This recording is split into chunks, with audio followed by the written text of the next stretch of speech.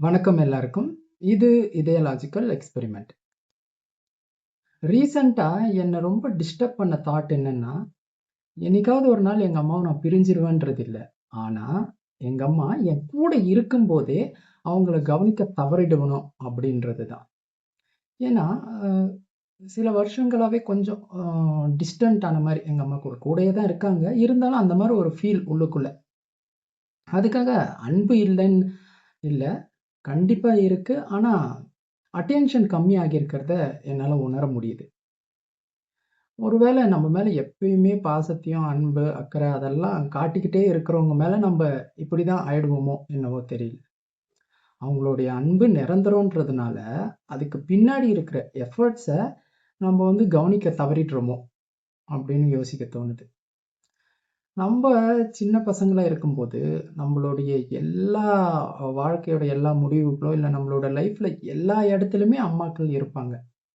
ஆனா, ஒரு வயசு ஆனதுக்கப்புறம், வளர்ந்ததுக்கப்புறம், நம்பளுடைய வேலைகள், அதுக்கப்புறம் அதுல இருக்கக்கூடிய ரொட்டீன்ஸு, ஸ்ட்ரெஸ்ஸு, அதுக்கப்புறம் இந்த சொசைட்டில கம்பேரிசனால வர்ற ப்ரெஷர்ஸு, இது கூடல்லாம் போராடுறதுக்கே டைமு, எனர்ஜி எல்லாம் போயிடுற மாதிரி ஃபீல் ஆகுது. எனக்கு இப்பவும் நல்லா ஞாபகம் இருக்கு. ஒரு 12 வயசு இருக்கும் எனக்கு. இன்னைக்கு ஈவினிங் நல்லா மழை பெய்யுது. பவர் இல்ல. வெறும் கேண்டில் லைட் மட்டும் தான். அம்மாகிட்ட, "அம்மா பஜ்ஜி செஞ்சு குடுங்கன்னு" சொல்றேன். அந்த மழையிலேயே பஜ்ஜி உட்காந்து சாப்பிடுறேன். அப்ப அவங்க கூட பேசும்போது, அந்த கான்வர்சேஷன் அவ்ளோ சூப்பரா இருக்கும். அப்படியே ஃப்ளோ ஆகும்.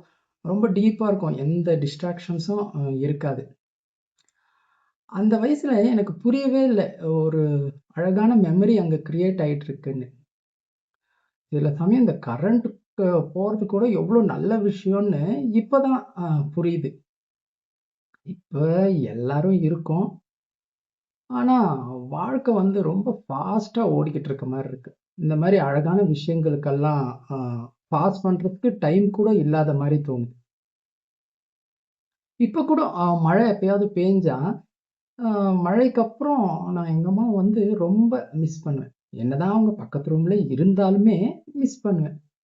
ஒருவேள அ அந்த எனக்குள்ள இருக்க அந்த சின்ன பையன் அந்த மெமரிய மிஸ் பண்றானோ என்னவோ தெரியல.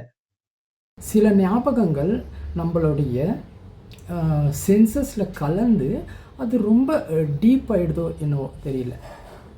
மெமரீஸ்ன்றது நம்ப ஃபோட்டோ புடிச்சு வச்சுக்கிறது மட்டும் இல்ல. சில சமயம் இந்த மாரி மழையில கூட ஒளிஞ்சிட்டு இருக்குமோ என்னவோ!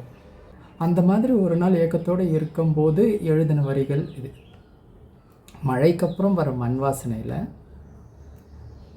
நான் நம்பளுடைய ஞாபகத்த உணர்றேன்.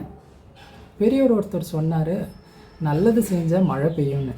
இப்ப நான் அதிக நல்லது செய்றேன். சுத்தி இருக்கிறவங்களுக்காக இல்ல.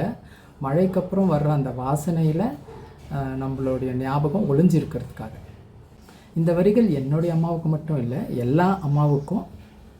ஏன்னா, பசங்க நாங்க. சில சமயம் உங்கள கவனிக்காம போகலாம், திட்டலாம், சண்டை போடலாம், இல்ல உங்க பேச்ச கேட்காம இருக்கலாம். அது எல்லாத்தையும் தள்ளி வச்சுட்டு, உங்களுடைய அன்பையும், பாசத்தையும் எப்பவுமே குடுத்துக்கிட்டே இருக்கிறதுக்காக.